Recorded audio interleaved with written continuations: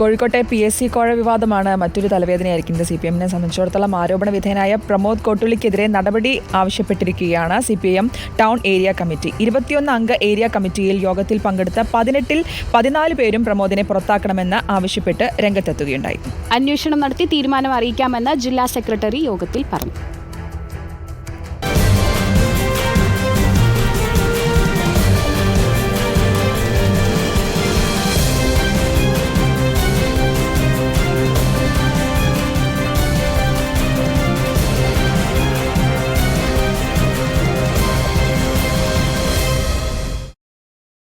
Area committee യോഗത്തിലെ ഭൂരിപക്ഷ അഭിപ്രായം യുവനേതാവ് പ്രമോദ് കോട്ടുള്ളിക്കെതിരാണ്. റിയൽ എസ്റ്റേറ്റ് ബന്ധം, ജീവിതശൈലിയിൽ പെട്ടെന്നുണ്ടായ മാറ്റം, ലോൺ തരപ്പെടുത്താൻ കമ്മീഷൻ വാങ്ങിയെന്ന ആരോപണം ഉൾപ്പെടെ പ്രമോദിനെതിരായ മുൻ പരാതികൾ അംഗങ്ങൾ യോഗത്തിൽ ഉയർത്തി. പാർട്ടിക്ക് നാണക്കേടുണ്ടാക്കുന്ന നിലപാടുകൾ സ്വീകരിക്കുന്നയാളെ പുറത്താക്കണമെന്ന് 14 അംഗങ്ങൾ യോഗത്തിൽ ആവശ്യപ്പെട്ടു. 4 പേർ പ്രമോദിനെ അനുകൂലിച്ചു. ആകെയുള്ള 21 അംഗങ്ങളിൽ 3 പേർ യോഗത്തിൽ പങ്കെടുത്തില്ല. അന്വേഷിച്ച് തീരുമാനം അറിയിക്കാമെന്നായിരുന്നു ജില്ലാ സെക്രട്ടറിയുടെ മറുപടി. അതേസമയം ആഴ്ചകൾക്ക് മുൻപ് തന്നെ പരാതി കിട്ടിയിട്ടും ഇടപെടൽ നടത്താത്ത ജില്ലാ കമ്മിറ്റിക്കെതിരെയും വിമർശനങ്ങൾ ഉയർന്നു. വിഷയം വാർത്തയായതോടെ ആരോപണത്തിൽ നടപടിയെടുക്കാൻ സംസ്ഥാന നേതൃത്വം ജില്ലാ സെക്രട്ടേറിയറ്റിന് നിർദ്ദേശം നൽകി കഴിഞ്ഞിട്ടുണ്ട്.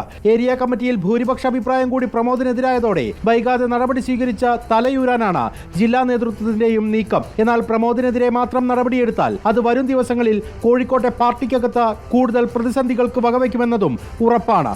റിപ്പോർട്ടർ, കോഴിക്കോട്.